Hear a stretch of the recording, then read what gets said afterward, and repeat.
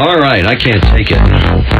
But let's talk about sex and drugs. Okay. Shane. All right, there you go. And again, nobody's advocating anything. This is a seminar. I think a lot of it was to try and help people not make stupid decisions, because people are combining things and trying to have the ultimate sexual experience, of course. Of course. So let's see what Does grass make you horny? they came up with.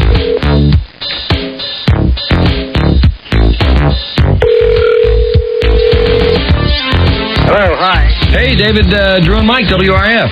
Hi. How's it going? I'm doing well. How are you? Were you enjoying some good sex and good drugs? Not at the moment. What seems to be the most prevalent positive combination? Illegal drugs and sex or legal drugs and sex? Well, it's hard to say because people vary so much. You know, I've heard so many different reactions from so many different people in terms of what increases sexual desire, what makes sex better for some people. Okay, how about people who have tried everything? What seems to be the most universally acclaimed thing to have just the most bodacious sexual experience? Marijuana and GHB. Those are the two drugs that I've heard the most. But you see, you got to realize... GHB? Wait, I thought GHB knocked you out. One person doesn't necessarily work for another person. Yeah. Is that taken together? No. No, okay, separate.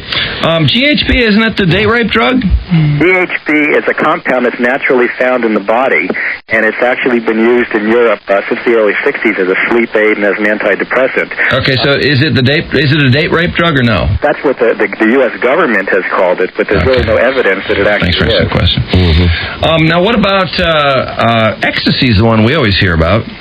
Well, the thing about ecstasy, from what I've heard from speaking to people, is that it usually inhibits orgasm. It usually makes it difficult for men to get an erection. What if they combo it with Viagra? The experience is Thanks for such that listening. it usually increases empathy and bonding. He's taking Just keep talking till you're done. Sorry? Just keep going. Yeah, see, the thing about ecstasy is that what people have said is that it actually increases their feelings of empathy or their feelings of attachment or their feelings of bonding, or it enhances communication. And those things can lead to better sexuality. Oh, spend all your time in bed just talking with a limp dick. Seems to make it more difficult. So, I'm not sure. Did you answer the question about combining it with Viagra? I'm sorry? Combining ecstasy and Viagra, was there an answer in there somewhere? I'm sorry. About combining ecstasy with Viagra. Yeah. Well, I spoke to a physician in L.A. who actually told me that some people do that because it helps with facilitating erection. But see, the problem is they both put stress on the cardiovascular system. Oh, both of them do. They both do. So, you know, I'm not giving medical advice, and I'm not recommending that people use these substances, but the physician did tell me that they both put stress on the cardiovascular system and that this can be a problem. Well, obviously, we certainly want to point out we're not advocating the use of any illegal drugs for sex purposes or whatever. It is a very interesting conversation, though, and one that I think goes on in many corners of the world. Oh, God, yeah. What drugs make you last the longest? Some drugs, I mean, an antidepressant, for example, like the serotonin reuptake inhibitors, which some people actually say will actually decrease libido and make sex less frequent. For some people, it actually delays premature ejaculation. So for something like Prozac or Zoloft actually makes sex last longer, if that's what you're looking for. Yeah. I mean, anything like a tranquilizer, like a sedative, or like alcohol that actually... Yeah, we didn't mean last forever. Orgasm more until difficult. she's sore. Can you hear? No way, Drew. What drugs besides Viagra can keep you steely hard? There's a drug called Uprima, which is actually apomorphine, which hasn't been approved yet in this country, but it's used widely in Europe, and it's actually about as effective as Viagra is. I took something from a health food store that was just like, I think somebody sent samples to us, and it was supposed to be like a natural version of Viagra, and I just took it for the hell of it, and it was like having 5,000 cups of coffee. It was a totally miserable... I never even had sex. I just felt miserable and shaky and awful. Is there something you could take naturally from a health food store that would mimic Viagra? Do you know what was in it? I have no idea. Well, I just took it. What they use is something called L-arginine. And L-arginine can have the kind of agitating properties that you're describing.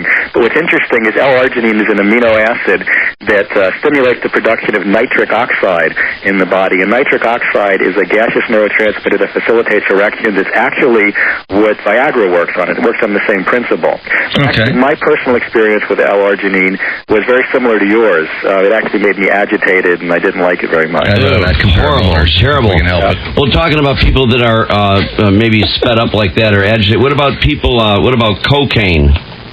Cocaine. Without comparing boners, Interviews please. that I've done with people say that cocaine tends to, in the short run, Doesn't it disable the boner? and tends to increase sexual desire, and in the long run, it tends to completely make sex almost impossible.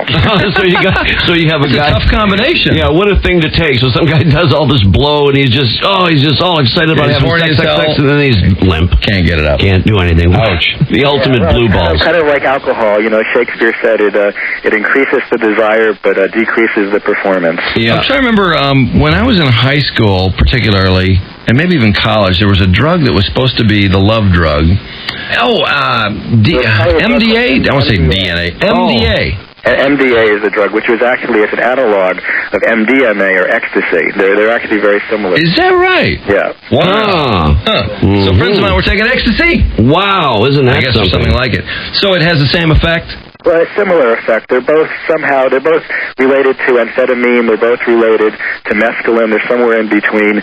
MDMA tends to last longer than MDMA, but it tends to be a little bit more of a stimulant. But they both work similarly in the brain. We're talking to David J. Brown, and David was part of a seminar on sex and drugs in San Francisco. A discussion of what drugs lead to the best sex, and they were considering really everything that was available on the table. And as far as ecstasy goes, it's kind of a fun discourse to talk about sex and drugs, but I've read differing things about ecstasy in terms of how much it hurts your health or how damaging it can be long term. I read a Time magazine article that made it sound like there's really nothing dangerous about ecstasy, but then only it seems a few weeks after that I read that if you take ecstasy as few, I should say, as 50 times for women, it can be very dramatic in terms of its effect on your ability to produce serotonin in your brain and also on your long and short-term memory. Yeah, well, the studies are controversial. There is some pretty strong evidence that what ecstasy can do is that, and again, these are all laboratory animal studies. We don't exactly know what it does in the brain of a human being. Well, that's close enough. Why don't we just examine some of these people who are taking it every weekend? And human beings, keep talking. And the human beings are animals anyway when it comes to sex. So. Well, that's true. But the thing is, though, is that ecstasy has been shown to actually cause damage to the nerve terminals of the serotonin producing neurons in the brain. And it seems like the neurons repair themselves with time, but nobody's totally sure. The evidence is pretty strong that it does cause a minor form of brain damage. Human beings are just so driven towards pleasure. I mean, that's the hedonistic, the reward mechanisms in the brain are, what drive people to sex and drugs, and it's what the same mechanisms that drive somebody towards sexuality drive people towards towards drugs. Was that the point of your seminar, to get people to reconsider some of these drugs that they take to enhance sex? Oh, no, absolutely not. Oh, okay.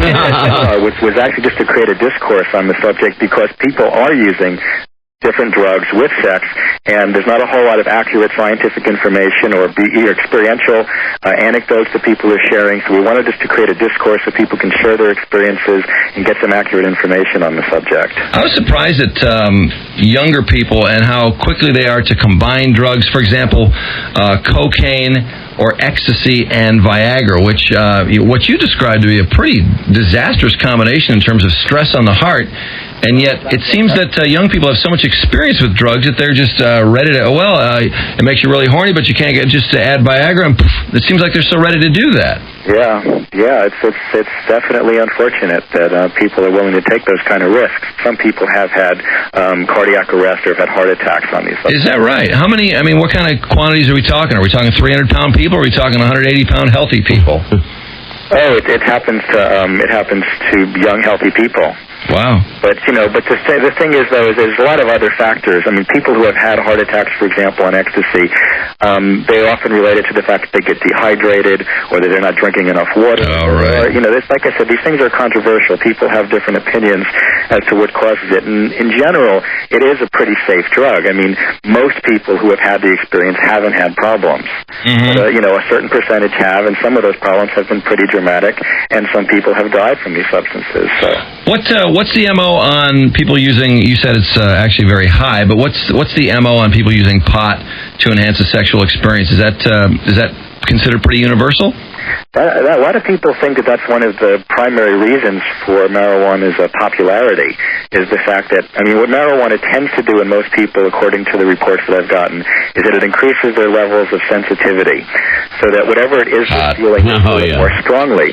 So if somebody orchestrates their experience such that they're with their lover in a very sensual environment, it can elevate the levels of pleasure. And also, one of the things about marijuana that's reported is that it decreases the desire to rush into orgasm.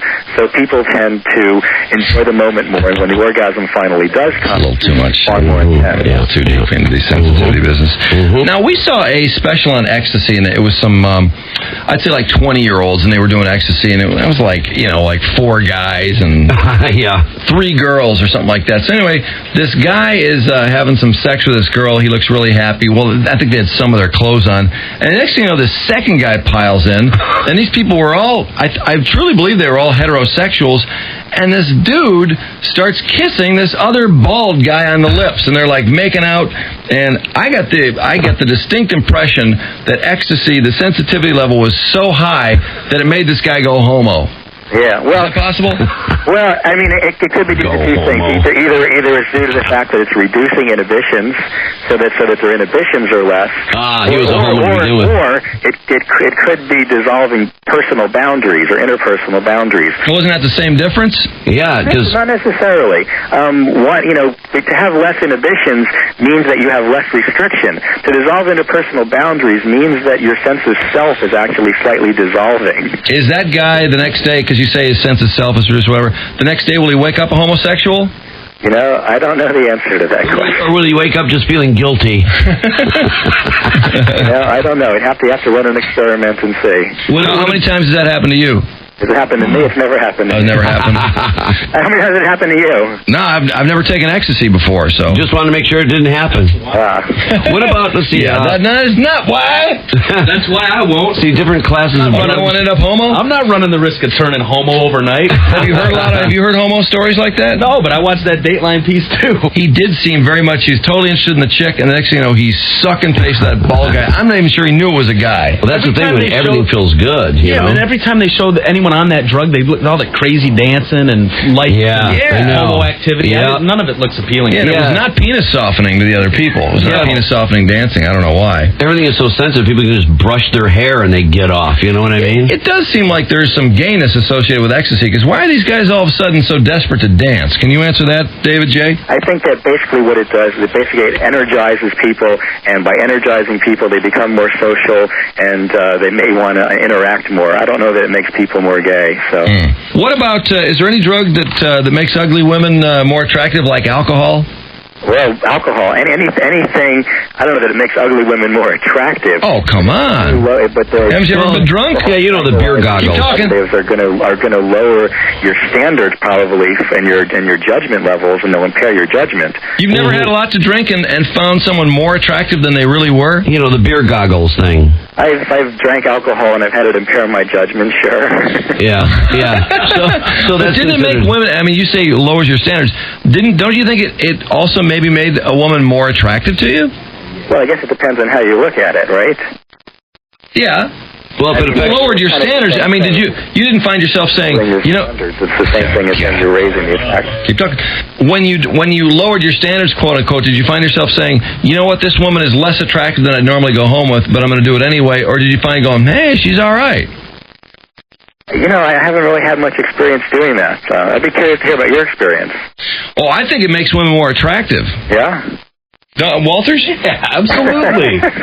Yeah, beer goggles, they call it. I'm surprised the Sex and Drugs seminar member wouldn't have been exposed to that theory before. Maybe they don't look quite as fat, you know? Oh, I've been exposed to the theory before. Haven't you brought a hog home? Gone to the bar and gone, well, she's all right. And by the end of the night, it's like, she is hot. That's never happened. Yeah, and you're sucking face with a whale, and your buddies are all laughing, but you have no clue because you're so in love. You're so entranced. Until it wears off. Well, anyway. One of the things that years ago Timothy Leary told me when I interviewed him was that one of the ways you test the integrity of the drug is how do you feel after the drug wears off? Yeah. And do you still value the experience you had on the drug when the drug experience is over? Oh, that's how you decide if it's a positive experience? That's how you can test the integrity of it, yeah. Oh, I see. Yeah. Well, then alcohol definitely has very little integrity. Because there are certainly a lot of regrets, I think, people have. Oh, yeah. Some of the things that they do. More so than with any drug, certainly. Do you have a drug that you feel, I mean, if you were looking to have an enhanced sexual experience via the use of drugs, is there one that you would select that you feel would be safest? First of all, use of any drug is going to carry certain dangers. I mean, just based on in terms of what people are looking for and what people, the personal experience should vary so much from person to person, and I certainly don't recommend that people take drugs of any kind. Oh, I don't either. I just mean in terms of from what people report being maybe an experience that they didn't regret or something they found positive, or maybe they did with a boyfriend or a wife, and as opposed to just... Really, the most universal drug that I've heard is in that case marijuana, and marijuana is one of the safest. In all of human history, there's not one recorded death from anyone ever overdosing on marijuana. How did you like sex smoking crack? How did I like it? I've never done that. But I find it to be very difficult because the crack experience only lasts about 15 or 20 seconds. Oh, man. You'd have to hurry up and jump in there and go to town. You think it's some pretty good gymnastics to be able to do it. Wait, is that right? Crack cocaine lasts 15 to 20 seconds? Well, that's why people that's why it's so addicting. People need to keep doing it over and over and over again. Hey, we always hear about homosexuals enjoying poppers for sex, and now I'm trying to remember which drug it is, but one of them I think has some kind of circulatory effect, and I guess it has some... It's actually nitrate, which is a drug that's prescribed for certain cardiovascular disorders. Yeah, but it increases blood flow throughout the body, and a lot of people say that it increases. People inhale it right before orgasm. Again, people who have cardiovascular, vulnerabilities, I would imagine that it would be a dangerous. Well, there was some indication in something that we read or heard, it's probably just gossip, but it seemed to be implying that something happens to the butthole from it. Is that accurate? I don't know about that. Something about the anal sensitivities increase beyond what they already are, which is pretty immense. And also that the pore opens up. A lot of nerve endings down there. The ani pore seems to relax a bit. No, I don't know, but it sounds like an engaging area for some research. Was there anything discussed about that at the Sex and Drugs Seminar, or do we seem to be above the level of knowledge that was available there? I think you're a little bit above the level of knowledge. No, we actually didn't discuss that there. I know you knew so much about that, Mike. What about sedatives? Well, the category of class with alcohol and tranquilizers. Okay. Impairing judgment, lowering inhibition. Some people say that it makes them a little more playful sexually. Well, we appreciate the information. And again, illegal drugs, nobody here recommending them, including David J. Brown or Mike or myself. But there was a seminar, and I guess you guys, sounds like you learned an awful lot, and maybe some of the dangers were expressed as well, hopefully. Absolutely. Yeah. Thanks for the time. Thank you. It was a great pleasure. Okay, David J. Take care. Take it easy. Bye. Why does he have 3 names? He talks enough for 3 people, My God. Is it David J. Senator? Oh, yeah. Senator. Oh, yeah, right. All I could think about. Yeah, right.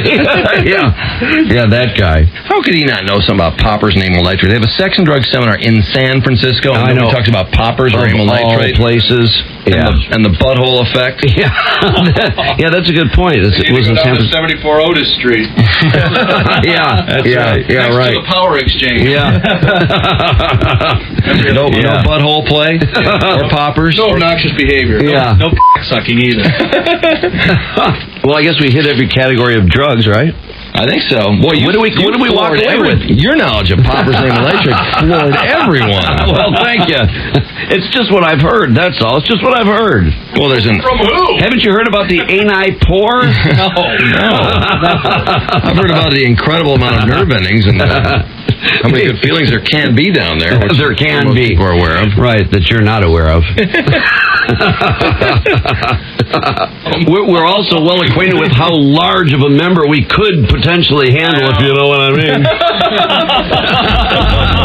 And John Holmes is nothing. Yeah, boy. Alrighty then. What a great tune. All right, we're going to leave the world of genitals for just a few minutes. Why? We'll come back. No. I have a feeling. Check these phones. I want to find out. Walters and I were both similarly frightened, beyond frightened about the drug ecstasy. I've never taken it. I don't think I ever will. We watched this special. You said it was daylight. I think it was on MSNBC, where these people were playing around, and this guy, I know I just talked about it, but it was just an overwhelming image. This guy starts sucking face with this bald dude. He's with this girl. Next thing you know, he's sucking face with this dude. It was the most bizarre thing. I'm thinking, this drug is too powerful.